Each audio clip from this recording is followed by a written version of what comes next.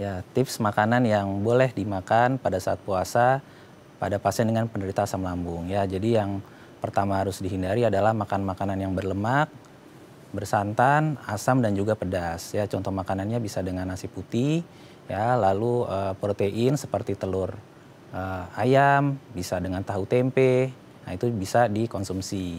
Lalu yang kedua adalah pastikan ya makanannya itu rendah lemak ya. Lalu yang ketiga makanannya harus dalam jumlah yang sedikit, jangan terlalu banyak karena akan menimbulkan keluhan GERD jika makan terlalu banyak.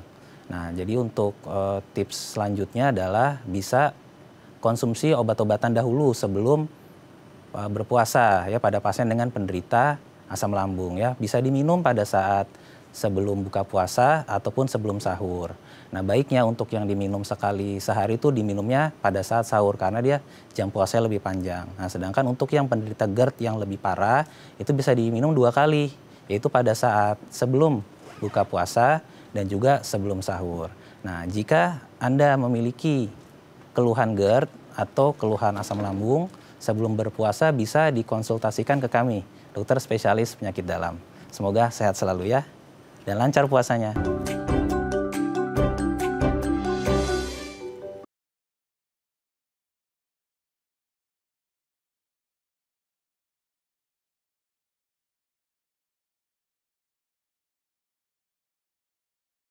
Hati.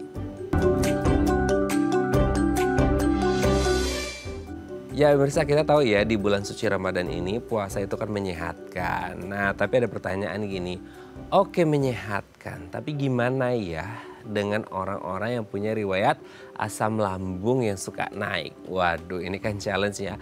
Karena orang-orang ya sebenarnya gini, asam lambung itu kan memang ada di dalam tubuh setiap manusia gitu ya. Itu bukan penyakit sebenarnya, itu ada tapi akan jadi anomali dalam tubuhnya ketika mungkin produksinya naik. Nah, ini kan jadi challenge bagi orang-orang yang punya penderita aslam nih ya, aslam club gitu ya.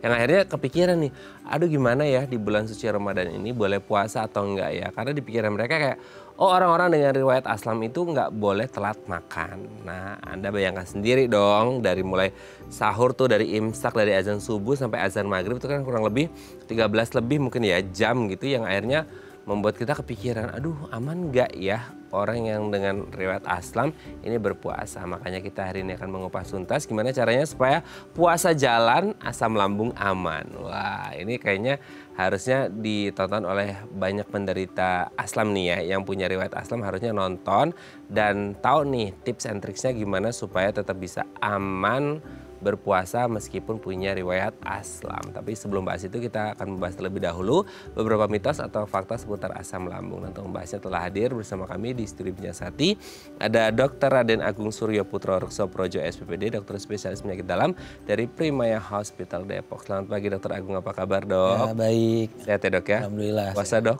Alhamdulillah lancar. Alhamdulillah lancar ya Dok ya. Nah, ini yang diharapkan ya, puasanya lancar dan aman dan asam lambungnya juga aman, nggak terjadi kenaikan yang lumayan tinggi. Itu kan jadi kayak orang tuh worry-nya gitu ya Dok ya. Ya. Kalau punya aslam itu kayak aduh gimana ya, kan ini kayak 13 jam lebih nggak makan. Sementara orang aslam itu kan katanya nggak boleh telat makan. Entah di sela-sela makan besar itu ada snacking dan lain sebagainya. Nanti kita bahas ya. Kita bahas mitos fakta seputar aslam terlebih dahulu. Yang pertama Dok, Ya. asam lambung itu sama dengan mules. Jadi gini, kalau orang punya riwayat aslam itu biasanya kan mereka kayak nyentuh di area sekitar, kalau orang awam sih ngeliatnya ya sekitar area perut ya, nggak tahu kalau dokter itu mungkin lebih detail lagi ya, bukan hanya perut aja gitu. Ya. Karena orang biasanya selalu gini, nah itu sebenarnya beda atau sama sih antara asam dengan orang yang ngerasa di sekitar perutnya, di lambungnya itu kerasa mules gitu Dok? Ya, itu sebenarnya fakta ya. Oh, oke. Ya, jadi kalau kita ngomong nyeri perut tuh sebenarnya bisa terjadi di mana aja, tapi tergantung posisinya nih. Oke. Nah, kalau ternyata memang posisinya dia di perut bagian atas ya, atau orang bilang ulu hati. Ulu hati. Nah, itu baru kita bisa pikirkan, oh ini kemungkinan nyerinya karena peningkatan dari produksi asam lambung yang menyebabkan iritasi. Gitu. Tapi sebenarnya kalau orang ada riwayat aslam nih Dok ya, Ya. terus kemudian aslamnya lagi naik kan istilahnya gitu ya. Ya. Itu selalu ditandai dengan di sekitar area perut lah ya, nggak tahu kadang tuh ya karena orang awam nggak ngerti itu perut ulu hati yang mana pokoknya Ya. intinya di sekitar sini lah ya, itu selalu kerasanya itu emang kayak ibarat kata tuh kalau orang kayak mau kayak buang air besar itu kan ada mulesnya. Ya, betul. Orang mungkin pas lagi diare itu ada mulesnya gitu. Nah kalau orang dengan asam ini ketika rasa mulesnya itu sama dengan mules-mules pada umumnya atau beda sih dok? Maksudnya kayak kan ada kayak orang ngomong kayak ada panas-panasnya atau gimana gitu? Ya sebenarnya kalau nyeri karena mau BAB itu beda ya dengan nyeri dirasa tidak nyaman gitu ya di akibat asam lambung. Biasanya kalau memang dia karena asam lambung tuh biasanya nyeri bukan kayak mules ya, nyerinya biasanya tajam dan kadang tuh sampai tembus ke ada daerah punggung gitu biasanya. Wow. Nah, itu bisa terjadi. Nah, sedangkan kalau mules karena mau BAB itu beda ya, itu karena terjadi peregangan dari usus yang menyebabkan rangsangan saraf di situ yang harus dikeluarkan gitu, agar ususnya tidak meregang lagi karena penumpukan feses di situ. Oke. Jadi beda ya mulesnya antara mules emang mau BAB atau mules karena memang ada masalah di aslamnya. Betul, gitu. beda. Jadi khas sekali ya. Oke, kita lanjut yang kedua ya dok ya. Ya. Obat katanya bisa menyebabkan asam lambung. Waduh, di satu sisi kan obat itu untuk menyehatkan ya dok ya. Kalau orang sakit, terapi pengobatannya pakai obat, minum seperti itu. Nah ini kok ada yang bilang bahwa salah satu hal yang bisa menyebabkan asam lambung itu dari obat. Teteh kumaha gitu. Gimana? Kan orang jadi takut, waduh kalau gitu saya nggak mau minum obat nanti bisa menyebabkan asam lambung, gimana tuh dok? Ya itu fakta. Beneran ada dok? Betulan ada. Jadi obat-obatan itu memang kan dia untuk bekerja di dalam tubuh itu kan harus melewati saluran pencernaan. Yes, betul. Nah, jadi ada obat-obat yang diserapnya di lambung, ada yang diserapnya di usus. Nah gitu. Nah obat-obatan yang diserap di lambung, nah ini biasanya yang sering menyebabkan masalah gitu ya. Jadi misalnya meningkatkan produksi asam lambung sampai menyebabkan terjadinya iritasi dari lambungnya. Gitu ya. Contoh-contoh biasanya obat-obatan antibiotik, obat-obatan anti nyeri, terus obat-obatan anti peradangan.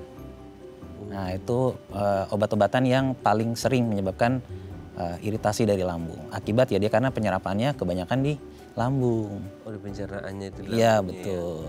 Oke, tapi kalau kayak dok antibiotik, anti nyeri, anti peradangan, itu kayaknya obat yang banyak sekali dikonsumsi oleh pasien ya. Karena kayak gini, kalau kita berobat biasanya sebagian besar itu diresepkan salah satunya itu antibiotik. Ya, betul. Karena mungkin ya infeksi bakteri ya, maksudnya di Indonesia seperti itu karena mungkin faktor cuaca dan lain sebagainya. Ya. Berarti dengan banyaknya orang yang mengonsumsi antibiotik, ada kerentanan mereka juga bisa nanti, ya kita bukan doa ya, maksudnya ketika mereka konsumsi itu ada tendensi bahwa mereka akan mengalami asam lambung naik suatu hari nanti ketika mereka mungkin secara kontinu akan mengonsumsi obat-obat itu atau gimana? Iya betul, bisa itu terjadi. Gitu. Oke. Tapi itu maksudnya kayak hanya untuk sesekali aja atau yang memang ada kayaknya punya riwayat penyakit yang akhirnya harus rutin konsumsi antibiotik? Kalau rutin antibiotik sih biasanya jarang ya. Tapi yang utama ini biasanya obat-obatan anti nyeri nih. Oh iya, anti nyeri itu. Ya, biasanya kan orang tuh kadang bilang nyeri sendi karena asam urat gitu. Oh, nyeri sendi di lutut, ya di pergelangan kaki gitu ya. Nah, itu biasanya yang akan rutin tuh mengkonsumsi obat-obatan anti nyeri.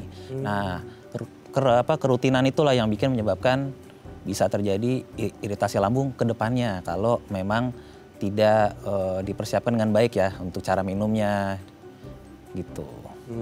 Kan ada ya dok ya, mungkin orang-orang tuh dengan kondisi-kondisi kesehatan tertentu yang mau nggak mau mengharuskan mereka itu minum obat pereda nyeri ya. Karena kan mungkin orang ya kondisi orang beda-beda ya dok ya. Ada mungkin langsung menangani akar masalahnya untuk supaya nyerinya nggak muncul lagi. Tapi mungkin ada case-case tertentu sehingga akhirnya orang ini mau nggak mau salah satu caranya terapinya dengan minum obat pereda nyeri itu sendiri. Sehingga ketika akhirnya seumur hidup pakai itu, kerentanan itu bisa terjadi dong. Ya pasti. Biasanya terjadi sekitar lebih dari 50% lah itu pasti akan terjadi tuh. Akan paling tidak menyebabkan iritasi terus dia nyeri terus perutnya gitu. Terutama di daerah ulu hati. Oh oke. Ada nggak sih misalnya yang kategori orang ini, misalkan yang konsumsi banyak tuh yang obat pereda nyeri, tapi mungkin ada yang mengalami ada yang enggak, itu bisa jadi? Bisa jadi begitu. Oh, karena mungkin kondisi orang juga beda-beda kali. Betul. Oke, kita lanjut yang ketiga ya dok ya. Asam lambung hanya terjadi pada orang yang tidak sehat. Jadi selama ini kita mengerti bahwa asam lambung ini ya gini, maksudnya tidak hanya asam lambung aja nih biasanya ya. Biasanya kalau kita lihat teman kita atau siapapun yang mengenal asam lambung itu biasanya dia ada temennya gitu ya. Maksudnya ada penyakit tertentu, entah komorbid dan lain sebagainya, sehingga akhirnya ketika kita melihat orang ini asam lambung, oh ya wajar karena dia punya penyakit ini, punya penyakit itu. Jadi orang kepikiran kayak, oh itu hanya terjadi pada orang yang tidak sehat. Orang yang tidak ada keluhan penyakit sama sekali sebelumnya tidak akan mungkin mengalami asam lambung naik. Betul nggak seperti itu? Itu mitos. Oh berarti maksudnya pada orang sehat bisa juga atau gimana? Bisa juga, bisa terjadi. Itu biasanya karena faktor apa sih dok? Biasanya dari pertama tuh pola makan. Dari sekedar pola makan? Dari pola makan tuh bisa terjadi karena kita kan biasa orang Asia ya pasti kan yang utama pasti pedas tuh.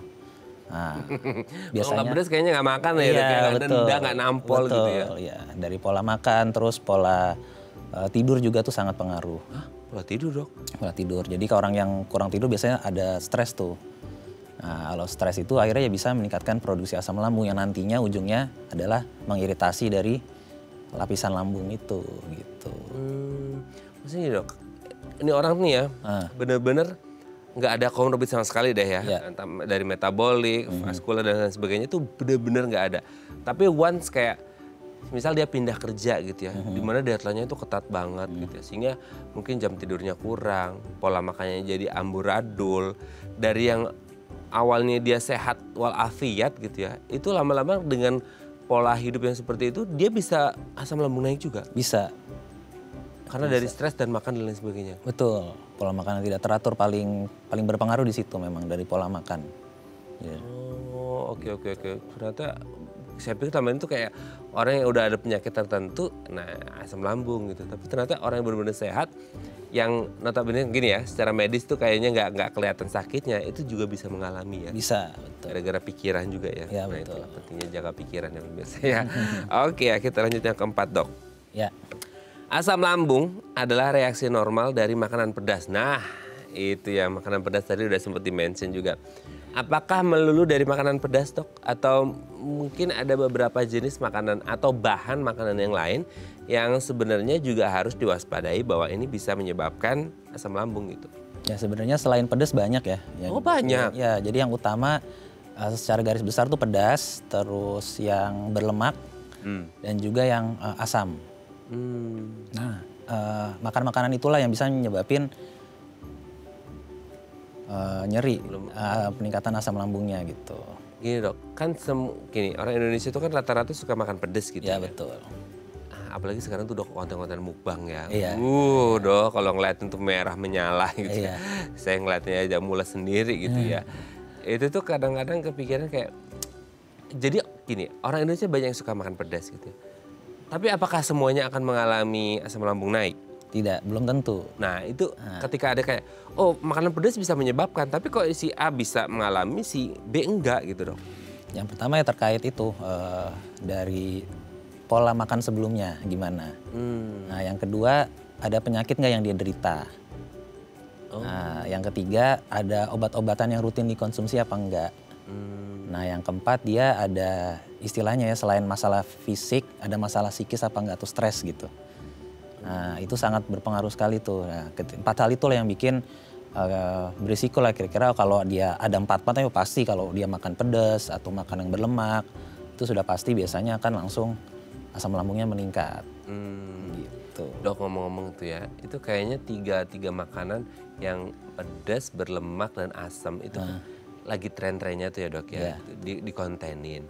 Tapi banyak yang mengklaim atau kayak kita udah ngeliatin dia tuh kayak berbulan-bulan, bertahun-tahun kayak kok dia bisa fine-fine aja ya dok ya. Maksudnya kayak makan pedas, makan asam kan ada tuh kayak makan kayak rujak yang super pedas, super asam, terus makan yang super pedas gitu ya, yang berlemak, yang coklat, gula segala macam. Itu sebenarnya kok bisa tahan ya dok? Atau kita nggak ngerti ya di belakangnya, di dapurnya itu kayak mana itu rentan juga nanti suatu saat. Iya, pasti suatu saat akan rentan juga. Yang pedesnya benar-benar pedes banget ya, yang benar-benar kayak istilahnya tuh ya bukan makan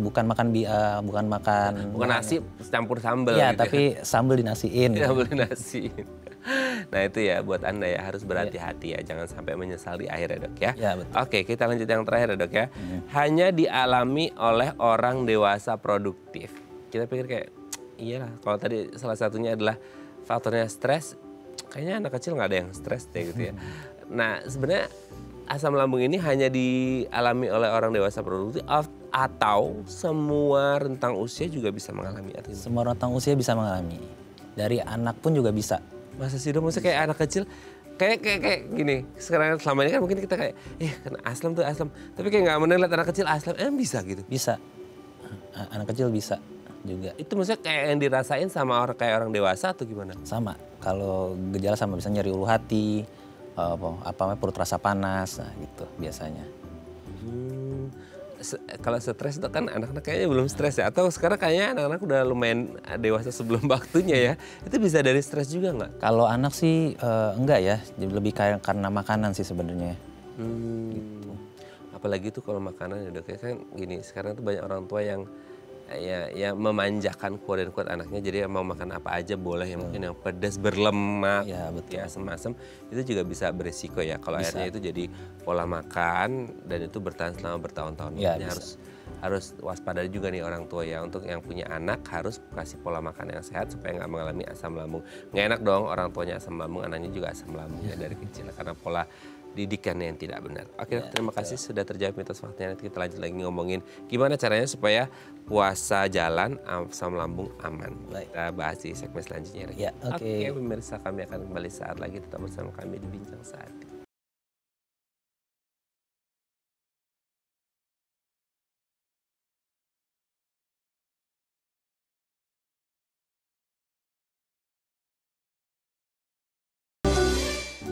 Baik, Anda masih bersama kami di Bincang Saat dan kita masih membahas tema kita hari ini, puasa jalan asam lambung aman.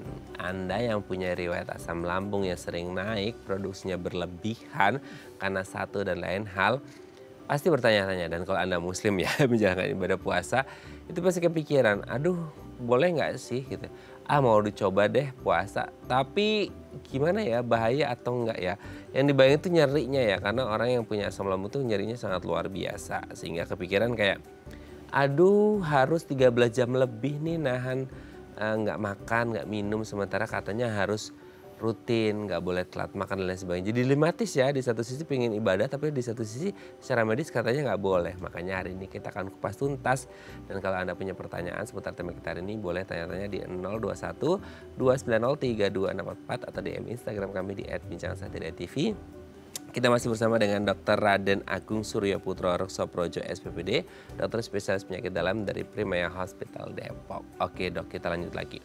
Ya. Ini sebelum kita ngomongin boleh nggak sih orang dengan asam lambung itu berpuasa di bulan Ramadan, kita pengen tahu dulu dok, asam lambung itu tuh apa gitu ya. Jadi selama ini orang itu menganggap asam lambung itu satu jenis penyakit ya. Jadi orang tuh paling takut dan kalau bisa di tubuhnya nggak ada asam lambung, kan serem ya dok.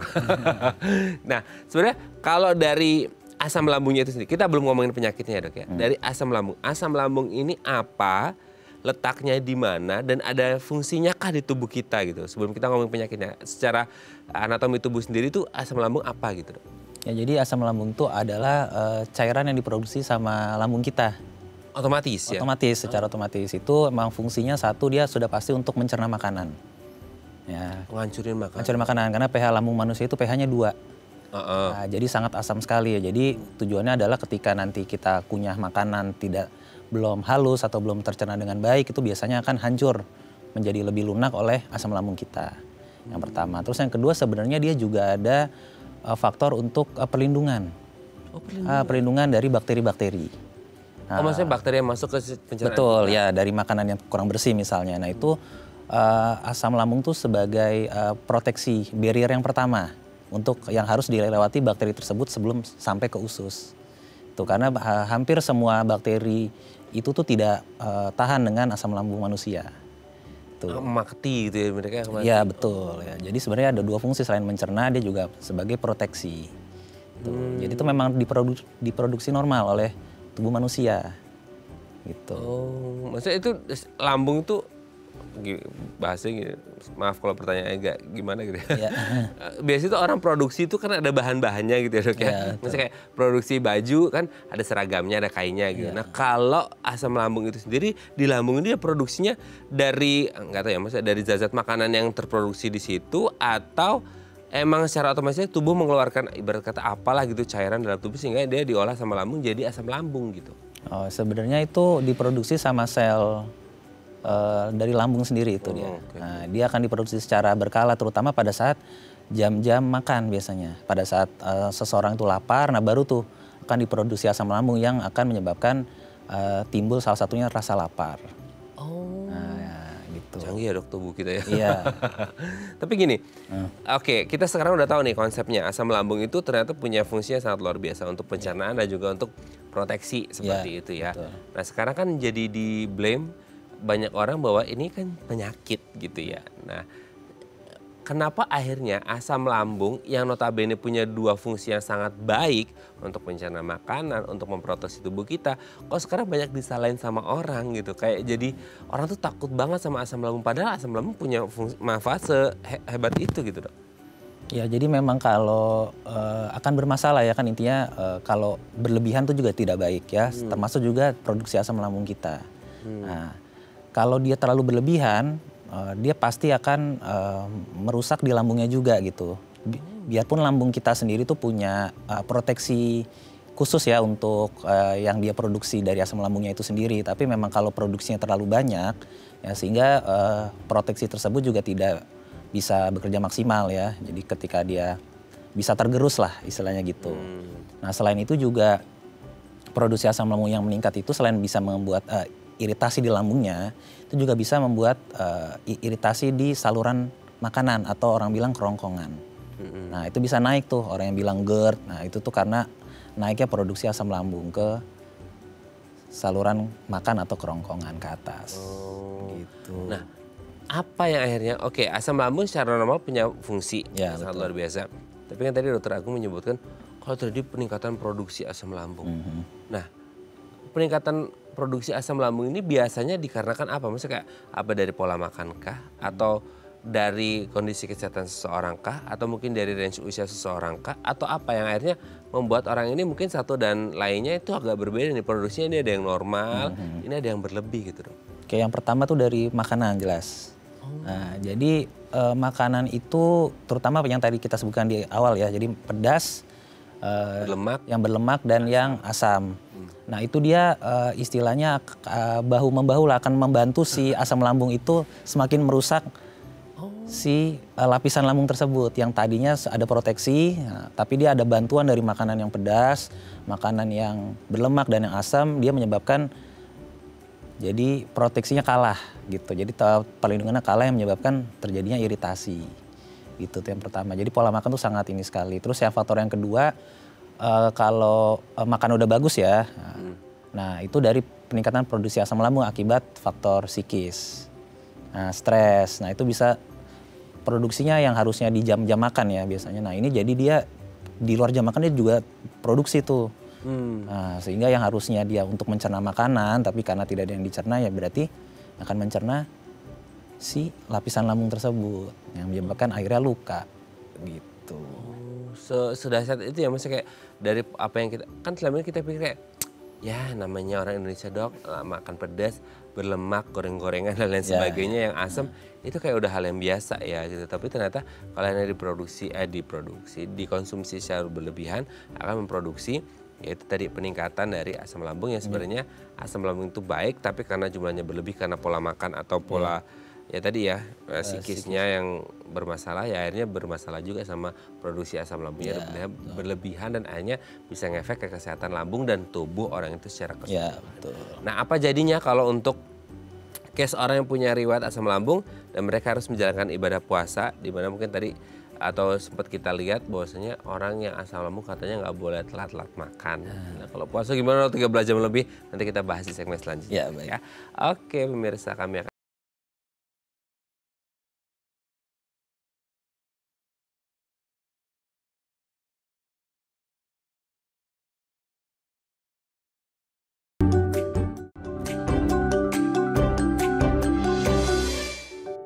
baik, karena masih bersama kami di Bincang Sehati dan kita masih membahas tema kita hari ini puasa jalan asam lambung aman. Nah, ini relate banget ya judulnya, ini udah ketahuan banget bahwa kita lagi ngomongin orang-orang dengan riwayat asam lambung yang sering naik tapi dilematis nih, mau puasa atau enggak, aman atau enggak. Nah, kalau Anda punya pertanyaan seputar tema tersebut, boleh tanya-tanya di 021 290 3244 atau DM Instagram kami di @bincang1.tv.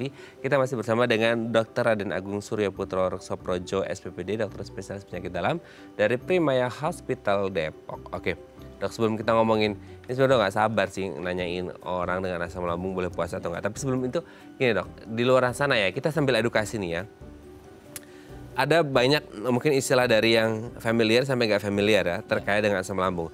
Ada mungkin orang yang anggapnya kayak mah dok, kemudian ya asam lambung ini sendiri gitu ya. Meskipun asam lambung itu kan bagian dari tubuh, tapi akhirnya jadi konotasinya negatif ya, jadi penyakit ya.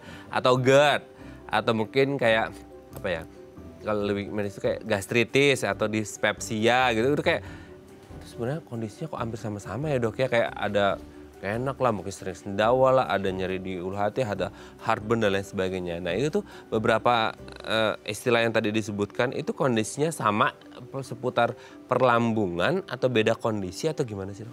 Ya, jadi sebenarnya itu hal yang berbeda ya. Nah, jadi kita mulai dari GERD dulu. Nah, GERD ini kan orang paling sering nih bahas GERD. Iya, serem lagi dok sekarang ngomongnya. Iya. Nah, jadi GERD itu adalah naiknya asam lambung ke saluran makan atau kerongkongan. Nah, itu kita bilang GERD. Gitu. Contoh misalnya orang sering dadanya sakit, terus dadanya rasa panas, tenggorokan panas, mulut pahit. Kalau menelan seperti ada yang mengganjal, nah itu gejala-gejala dari GERD tuh. Artinya dia tidak hanya seputar di saluran pencernaan bagian atas aja, tapi dia juga di bagian dada dan juga di sampai tenggorokan. Nah, kalau ada gejala itu kemungkinan besar GERD. Ya. Oke. Nah, kalau orang bilang mah itu sebenarnya sama dengan gastritis. Nah, jadi sudah ada iritasi dari si lapisan lambung tersebut. Nah, akibat ya istilahnya kayak ada luka lah. Nah gitu. Nah itu gejalanya biasanya dia hanya nyeri ulu hati. Nah nyeri ulu hati. Nah kalau dispepsia itu artinya biasanya karena perut kembung tuh. Kalau orang bilang tuh perut kembung, begah gitu. Oh iya begah. Nah itu dispepsia. Nah dispepsia itu akibat salah satunya ya akibat terganggunya gerakan peristaltik dari saluran pencernaan, terutama lambung. Ya, gerakan peristaltik itu artinya gerakan untuk mengosongkan lambung dari lambung ke usus gitu, digerakin gitu. Nah, biasanya terjadi gangguan tuh ya kalau salah satunya sudah ada iritasi. Nah, terus stres dan suka konsumsi obat-obatan tertentu. Nah, itu juga menyebabkan dispepsia tuh yang artinya mengganggu gerakan peristaltik dari lambung gitu. Ngomong-ngomong lambung kok dari tadi salah satu faktornya itu masalah stresan ya dok ya. Ya, Karena itu betul. stres itu makanya selama ini mungkin kayak orang ngomongin GERD itu identik sama tingkat stres seseorang ya dok ya. Iya. Serem banget. Apalagi kalau bulan puasa mungkin stresnya karena mikirin nanti mudiknya udah ada budgetnya belum. Nah itu bisa jadi lebih parah ya dok ya. Ya, Karena betul. mikirnya overthinking akhirnya bisa ngaruh ke asam lambungnya. Ya, Nah kalau sekarang dengan kondisi-kondisi tadi yang disebutkan gitu ya. Kalau akhirnya orang ini mengalami gangguan di asam lambungnya sampai mungkin GERD ya karena naik gitu ya.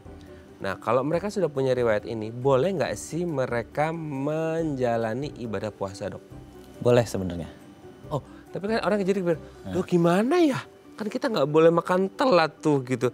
Terus nyerinya itu kan luar biasa gitu. Nah itu gimana? Maksudnya boleh, tidak boleh atau oh boleh dengan catatan dengan kondisi yang seperti ini atau gimana? Ya, boleh tapi dengan catatan pasti gimana tuh ya. catatan? Jadi yang pertama itu adalah pasien tersebut sudah ada dalam 3 bulan terakhir ya, ada riwayat perdarahan saluran pencernaan apa enggak. Nah, perdarahan misalnya luka di lambung yang nyebabin dia keluar darah tuh. Nah itu nggak boleh puasa sama sekali. Itu keluar darahnya dia lewat muntah atau lewat feses? Ya bisa muntah, bisa lewat feses juga. Nah itu perdarahan saluran pencernaan itu nggak boleh puasa. Nah terus yang kedua dia juga boleh puasa ya kalau misalnya dengan persiapan-persiapan tertentu gitu, misalnya minum obat untuk menekan produksi asam lambung. Nah, misalnya dikonsumsi sebelum sahur dan sebelum buka puasa. Nah gitu. Nah terus yang ketiga, nah dia itu ada riwayat penyakit tukak lambung nggak, orang bilang tukak lambung tuh seperti ada luka tapi dia bentuknya itu agak lebih dalam dibandingkan dengan yang iritasi biasa. Oke, ada kayak ceruk gitu. Iya, ceruk itu. Nah, itu yang bisa nyebabin perdarahan tuh. Nah, kalau tukak lambungnya itu ada, itu disarankan sih juga tidak puasa. Gitu. Nah, untuk selain itu boleh puasa dengan catatan. Yang tadi dengan minum obat, terus makannya juga jangan terlalu. Terkadang kan orang kan kalau udah buka puasa langsung wah lapar nih. Kalap ya, Dok? Kalap, makan yang banyak. Nah, itu sebenarnya pada penderita GERD tuh tidak disarankan begitu. Nah, gitu. Jadi makan dulu aja sedikit. Jadi buka puasa, minum, boleh makan kurma atau cemilan. Nah, baru nanti makannya bisa setelah tarawih, ya, atau misalnya sebelum isya juga bisa. Nah, itu jadi makannya porsi sedikit dan sering ya, perlahan. Oh, Ya, perlahan, boleh langsung makan banyak gitu. Habis puasa kan Iya betul. Nah, itu harus dihindari pada orang yang GERD. Jadi pelan-pelan. Gitu. Oke, Dok, dari 3 kondisi tadi ya, yang kayak ada pendarahan di saluran cerna gitu ya, dan tukak lambung itu maksudnya orang-orang yang punya gangguan asam lambung rentan mengalami itu, maksudnya kayak sebagian besar akan mengalami itu atau enggak, sehingga dia kayak waduh, untuk mengetahui itu kan mungkin orang nggak banyak paham, apalagi kalau keluarnya lewat feses ya, orang nggak begitu paham. Betul. Itu yang dirasakan ketika ada perlukaan, ada tukak dan lain sebagainya, orang itu ngerasain atau beda gitu? Akhirnya kayak ngerasa oh ini nggak bisa nih puasa gitu. Nah, biasanya tuh kalau ada tukak ya, ada luka gitu ya, itu biasanya tuh nyeri lambungnya tuh nyeri ulu hatinya. Orang bilang tuh biasanya tuh hebat banget. Ya nyeri itu tuh kayak diremas dan ada tembus ke punggung tuh. Wih. Nah, itu nyerinya sampai ke belakang tuh biasanya. Gitu ya. Terus ya itu yang nyebabin akibat ada luka itu ya, makanya disarankan sih kalau yang ada kayak gitu sih jangan puasa. Oh. Gitu. Tapi sebenarnya orang-orang dengan kayak 3 kondisi yang itu gitu ya. Iya, betul. Itu tuh dalam let's say kita bukan ngomongin pas puasa ya, Dok ya. Betul. Pas yang nggak puasa itu mereka gimana ya, maksudnya gejalanya itu muncul dan mereka bisa merasakan itu atau enggak sih? Maksudnya kayak Bisa. sehingga akhirnya kayak let's say kayak seminggu sebelum puasa nih ya gitu. Oh, kerasa itu. Jadi mereka bisa ngira-ngira nih bahwa kayaknya saya bisa puasa atau enggak gitu. Bisa. Jadi dengan udah mulai ada suka nyeri ulu hati tuh, baiknya dari sebelum puasa pun sudah harus minum obat dulu tuh, agar nanti pada saat puasa, nah itu nyerinya sudah jauh berkurang, sehingga bisa menjalani puasa dengan lancar gitu. Tapi kan gini, nggak semua orang dengan gangguan asam lambung kan akan mengalami itu ya, Dok. Ya, betul. Gangguan pendarahan di saluran cerna, tukak lambung dan sebagainya. Itu yang akhirnya menyebabkan si orang ini ada asam lambung plus ada pendarahan di saluran cerna sama tukak lambung dan sebagainya, itu apa? Maksudnya ada faktor yang lain juga atau murni karena dari asam lambungnya sendiri gitu? Ada faktor yang lain.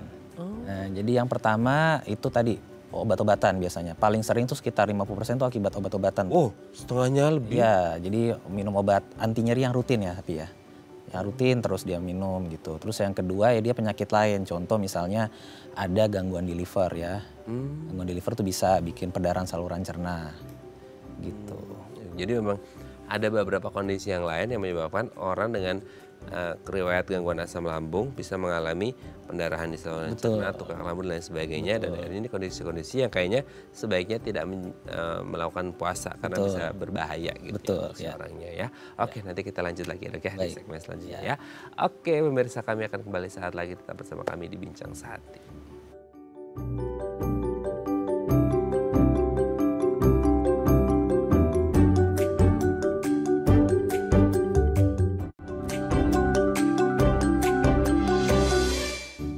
Baik, Anda masih bersama kami di Bincang Sehati dan kita masih membahas sama kita hari ini puasa jalan, asam lambung aman. Nah, kalau Anda punya pertanyaan seputar, aduh Dok, aku punya riwayat asam lambung, aku mau puasa tapi kok takut-takut ya mau maju, apa enggak maju mundur nih. Nah, kalau Anda punya pertanyaan boleh nih tanya-tanya ya. Di 0212903264 atau DM Instagram kami di @bincangsehati.tv. Kita masih bersama dengan Dr. Raden Agung Surya Putra Reksoprojo SPPD, dokter spesialis penyakit dalam dari Primaya Hospital Depok. Oke, Dok. Gini, kalau kita ngomongin orang dengan asam lambung kan salah satu yang jadi apa ya, to do list yang harus wajib nih, itu adalah nggak boleh telat makan. Ya, selain nggak boleh makan pedas dan lain sebagainya gitu ya, nggak boleh telat makan. Nah ini puasa dok, mungkin kayak 13 hampir 14 jam mungkin mah gitu ya, itu nggak boleh makan. Gimana ya kondisinya itu, kayak kita ngebayanginnya kayak bakal perih banget nggak sih dok, atau gimana? Nah, kalau khusus untuk penderita GERD ya, sebenarnya kalau khusus penderita GERD itu sudah ada penelitiannya bahwa puasa itu ternyata bisa memperbaiki kondisi GERD-nya. Oh gitu? Ya, karena kan kalau GERD itu kan tadi karena ada naiknya isi lambung ke bagian kerongkongan. Kerongkongan, naik. Ya, itu kan istilahnya semakin penuh lambung kan semakin risiko lebih tinggi kan Naiknya gitu. Dengan puasa kan sebenarnya dia lebih kosong lambungnya. Hanya sama lambung aja yang diproduksi. Nah itu sebenarnya mampu memperbaiki tuh keluhan-keluhan dari GERD. Nah jadi sebenarnya kalau pasien GERD itu ada penelitian puasa itu justru malah memperbaiki keluhan GERD-nya gitu. Nah itu maksudnya dengan keluhan lebih baik itu, jadi gini, mungkin orang kepikiran, oh berarti sebelum bulan puasa Ramadan ketika mereka mau mencoba puasa, let's say kayak Senin Kemis dan lain sebagainya, itu harusnya mulai aman dong, maksudnya untuk mengendalikan si GERD-nya itu sendiri gitu. ya bisa dicoba, tapi ya dengan catatan ya dari pola makan juga harus diperbaiki. Nah, gitu. Tapi kalau kayak kan selama ini kayak orang tuh harus sering makan, diimbangi dengan snacking di antara makan besar. Sementara ketika pas puasa jangankan makan besar, snacking pun nggak ada gitu ya. Itu akan aman aja kah? Maksudnya kayak emang yang selama ini ditakutkan ketika orang punya GERD atau asam lambung itu nggak makan, maksudnya makannya kelamaan, itu yang ditakutkan apa sih dok? Biasanya nyeri sih perutnya dan panas perutnya biasanya. Nah itu bisa diatasi atau diantisipasi ya, itu dengan ya tadi dengan konsumsi obat dulu, terutama obat penekan asam lambung. Nah obat penekan asam lambung kan diminum sekali, paling banyak 2 kali sehari.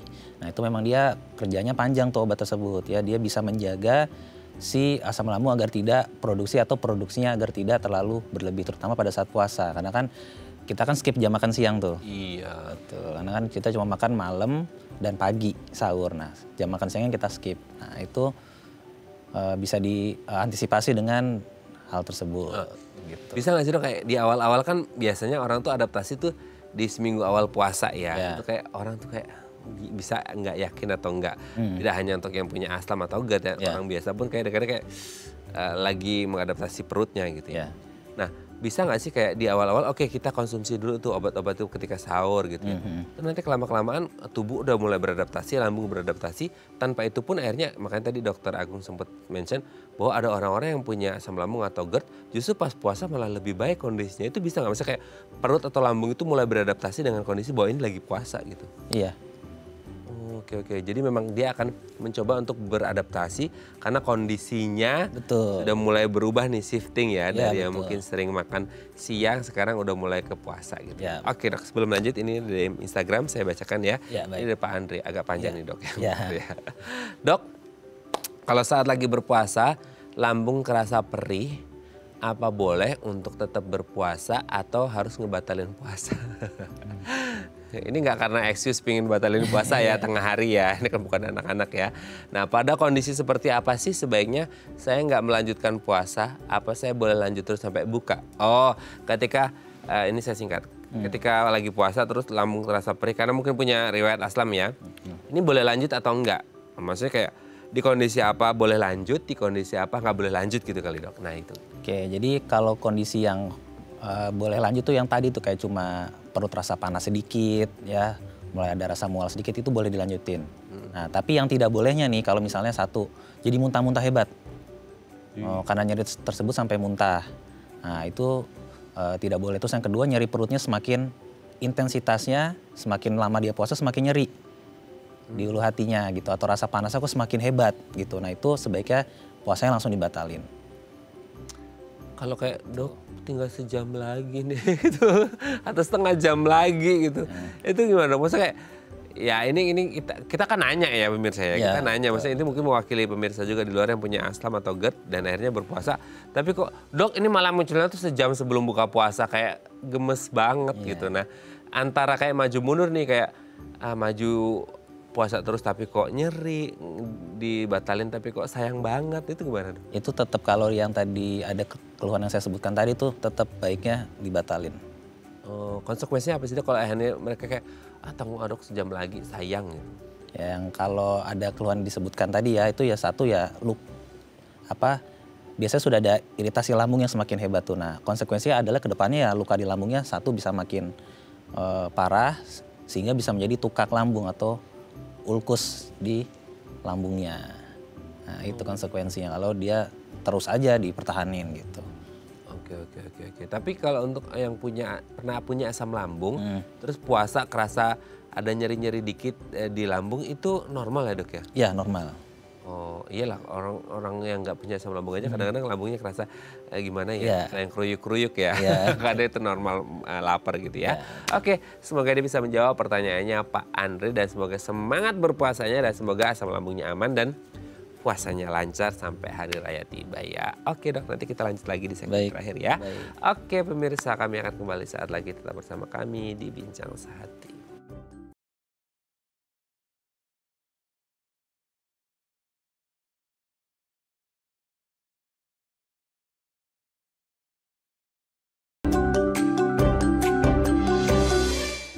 Baik, masih bersama kami di Bincang Sehati dan kita masih membahas sama kita hari ini puasa jalan asam lambung aman. Kita masih bersama dengan Dr. Raden Agung Surya Putra Ruksoprojo SPPD, dokter spesialis penyakit dalam dari Primaya Hospital Depok. Oke Dok, kalau tadi kita banyak tuh ngomongnya seputar makanan ya. Kan kita juga tidak boleh lupa dengan minuman gitu.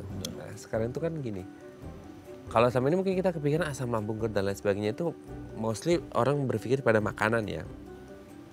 Tapi kalau minuman Dok, sekarang kan minuman itu ya banyak jenisnya ya. Entah yang manis banget, ada yang ada semi-semi asemnya juga gitu ya. Dan lain sebagainya itu banyak banget ya. Itu pengaruh nggak sih untuk orang-orang yang punya asam lambung atau GERD sehingga ketika bulan puasa itu harus benar-benar pilih cairan yang tepat supaya selain masalah terhidrasi ya harus aman buat lambungnya mereka gitu. Ya, jadi yang pertama harus dihindari itu adalah soda ya. Mana itu kayak banget ya udah kalau habis puasa terus yang dingin bersoda. Ya, itu nggak boleh sama sekali. Kenapa sih nggak boleh soda itu maksudnya karena bergasnya? Iya, karena gasnya. Jadi dia akan lebih menyebabkan GERD. Ya, dia kan gas ya. Nah, gas itu kan sifatnya kan dia akan selalu nguap kayak ke atas gitu ya. Nah, jadi dia pasti akan kalau yang udah punya GERD tuh pasti lebih parah tuh gejala GERD-nya kalau dia minum soda. Itu terus kopi. Nah, ini juga ini kayaknya menu wajib deh Dok. Iya kan untuk orang betul. Apalagi yang coffee lovers ya, yang dimana sehari bisa berapa cup terus tiba-tiba puasa salah satu yang dihajar pertama itu kayaknya kopi. Ya, jadi baiknya kalau mau minum kopi ya setelah makan. Nah, itu diantisipasi ya begitu. Jangan kadang orang kan minum kadang udah langsung pengen ngopi gitu kan. Nah, itu nggak boleh. Nah, terus yang ketiga ya untuk minuman-minuman yang manis ya. Manis sebenarnya tidak masalah ya, tapi ya jangan terlalu manis. Terus kalau yang asam itu juga baiknya dihindari. Gitu. Minum buka puasa infused water gitu dong. Dari lemon. Asam banget kan? Ya baik, itu juga tidak boleh sebenarnya tuh. Sama itu mungkin yang banyak yang jadi pertanyaan orang tuh kayak kopi itu kan kayak menu wajib banget tuh Dok. Maksudnya orang buka puasa apalagi untuk yang GERD dan mereka coffee lovers gitu ya. Itu kan kopi macam-macam tuh Dok jenisnya. Ya, betul. Ada yang hitam tubruk lah gitu ya. Yang americano lah gitu, yang no sugar at all gitu. Atau yang jenis-jenisnya itu any kind of coffee yang mengandung kafein ya tetap nggak boleh gitu. Iya betul. Karena semua kopi pasti mengandung kafein. Nah itu jadi nggak boleh. Jadi bukan yang harus yang black banget atau yang campur gula dan lain sebagainya. Tetap intinya kalau kopi jangan. Iya betul. Usahakan makan berat dulu. Maksudnya perutnya diisi dulu baru minum betul. kopi. Ya kalau memang tidak bisa nih harus ngopi nih. Nah itu makan dulu aja baiknya. Baru minum kopi dan makan juga jangan terlalu banyak. Nah agar bisa ada disisakan ruang buat kopi di lambungnya. Kalau kebanyakan jadi begar dong. Iya jadi GERD nanti ada malah. Iya kan naik gitu ya. Betul. Kosong terus diisi banyak terus naik gitu. Iya betul. Tapi percaya nggak Dok? Nggak tahu ya. Ini nggak tahu. Jadi kita tidak boleh mengeneralisir. Tapi biasanya tuh orang yang ngopi itu jarang makan ya Dok. Iya betul. Hanya sedikit ya. Iya betul. Lebih enjoy ngopi karena mungkin kayak abis ngopi itu kayak udah kerasa udah kayak kenyang gitu ya. Ya. Jadi akhirnya tuh buka puasa pakai ngopi udah cukup. Nah itu bisa bahaya nggak sih Dok, lama-lama kayak gitu? Bahaya lama-lama pasti. Karena kan akhirnya lambungnya nggak keisi sama makanan, malah kopi terus gitu. Yang lain kan juga nanti kan jadi gizinya kurang kan. Jadi banyak minum kopi doang gitu. Oh, berarti sebenarnya kalau kayak tadi kepikiran tuh masalah minuman entah kadar kafein atau persodaan yang bergas, berarti intinya makanan pun nggak boleh yang bergas juga dong Dok? Iya betul. Kan karena kayak semisal nih ada beberapa makanan yang mengandung gas ya. Let's say kayak kalau sayuran bagus untuk kesehatan, tapi kalau sayuran let's say kayak kol atau perkacang-kacangan gitu kan yang mengandung gas, sehingga ketika itu nggak hanya pedas, nggak hanya asam, tapi bergas juga bisa bahaya dong. Iya bisa. Terutama kacang tanah ya. Nah itu dia. Nah, kacang tanah tuh. Lagi bikin pecel lagi Dok. Iya pakai pecel. kacang tanah. Pedas ya. Kacang tanah double ya, combo. Double Jadi kayak combo. pedas iya, gas iya, Udah. minumnya kopi. Kopi, nah udah. Wassalamualaikum ya Dok ya. Oke, tapi sebenarnya gini, kalau kita ngomongin orang dengan asam lambung sebelum puasa, kayak Dok, saya boleh nggak sih konsultasi ke dokter dulu gitu ya, ke penyakit dalam terutama untuk kayak do's and don'ts-nya boleh dan tidaknya gitu, untuk memeriksakan bahwa kayaknya ini kondisinya boleh berpuasa, ini kondisinya tidak boleh berpuasa. Sebelum akhirnya mereka mengalami muntah darah dan lain sebagainya gitu ya. Itu gimana Dok? Ya memang sebaiknya sih dikonsultasikan dulu. Ya, karena kan terkait penyakitnya tadi kan, karena satu sama orang kan beda-beda ya. Jadi ada yang dengan penyakit yang berat ya, sehingga dia banyak konsumsi obat. Nah, itu kan harus ada pertimbangan yang matang gitu ya. Nah, kira-kira ini boleh puasa apa enggak? Itu memang baiknya sih dikonsultasikan atau diperiksakan dulu.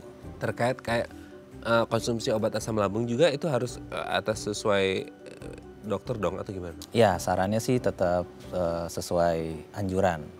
Itu biasanya enaknya pas lagi buka puasa atau pas lagi sahur atau gimana dong? Nah biasanya kalau yang diminumnya sekali sehari itu diminum sebelum sahur.